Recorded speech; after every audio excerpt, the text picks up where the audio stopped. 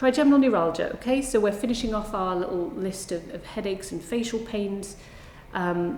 So trigeminal neuralgia is really dramatic. So you get terrible lancinating, electric, lightning pains in the trigeminal nerve distribution. So remember, you've got your three branches. It's less likely in the first branch towards the eye, much more likely sort of mandibular maxillary. If you've got bilateral symptoms, that's rare. And you really need to scan promptly to make sure there's no skull-based pathology or tumour or anything. MS can also cause bilateral trigeminal neuralgia, something to think about. If somebody has trigeminal neuralgia, if it is trigeminal neuralgia, they cannot be touched on that side. They will not let you touch them. They will not chew on that side. They often wear like scarves over their face so they don't feel any breeze or movement of air on their face. They'll have makeup on one side of their face. They'll shave on one side of their face. It can last days, it can last weeks, but there can be pain-free periods in between. But the pain can be so bad that people can lose vast amounts of weight and end up really toxic with all the medications to try and get relief from the pain. They end up being drowsy, having falls, and particularly if they're elderly, they very quickly become toxic. So investigation, so examine where you can. If they cannot have their face touched, it is challenging, but try and just make sure there's no asymmetry, swelling. The motor cranial nerves should be intact. They should have normal pupils, they should have normal movements of the face. If they have weakness of the face, if they're deaf on that side, if their eye movements are abnormal, there's something else going on.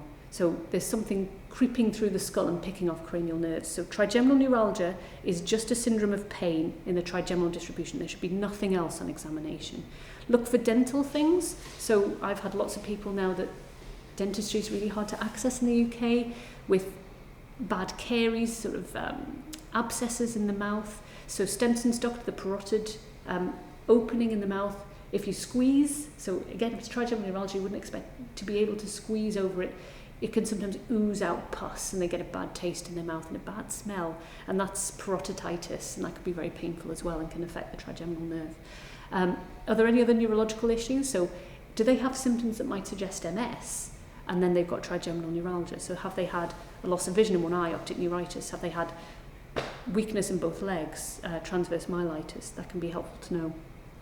Do an MRI looking at the trigeminal nerve root entry zone with fine slices. So essentially we're looking for where the trigeminal nerve comes out, and we're looking to see if there's a blood vessel or something pressing on it. Because if somebody has that and they're toxic on all the medicines we're trying to use, or we just can't get them pain-free, there's a neurosurgical option to relieve that pressure and pad it or sort of clean out that area. So management. If somebody has trigeminal neuralgia, don't let somebody remove all their teeth on that side if they're healthy. So quite often people just have the pain, they think it must be toothache, teeth removed, teeth removed, teeth removed. And I've seen people who are edentulous on that side, they've got no teeth left and they were healthy teeth. The most effective drug is carbamazepine, which is an anticonvulsant. We would expect if it's trigeminal neuralgia to work. People might not be able to tolerate it at high enough doses for it to be helpful, but it should work. If nothing works, they can touch the face, if they've got pain there all the time and they're talking to you, it's not classical trigeminal neuralgia. They might have chronic facial pain, but it's not trigeminal neuralgia. Lamotrigine is a good alternative to carbamazepine. It's better tolerated and can be good to manage the sort of the pain prevention. Phenytoin and lignocaine are rescue treatments. So a phenytoin infusion with cardiac monitoring. If people are just in despair, they can't eat, it can settle things down for a few weeks and often get them over this sort of bad patch. A lignocaine patch, which you put locally over the painful area. If somebody's out and about, out for a meal and it flares up, they can just put that on. And it's transparent. You need to take the backing off, otherwise it looks like people are going around with a lady's sanitary product on their face. So you can take off the backing and it's transparent. So it's quite unobtrusive and can be really helpful. Other adjuncts, we can use baclofen, gabapentin, pregabalin, amitriptyline, less evidence. But essentially when you're starting to build up all these medications, you can see how people can very rapidly become very drowsy and over-medicated, but still have pain.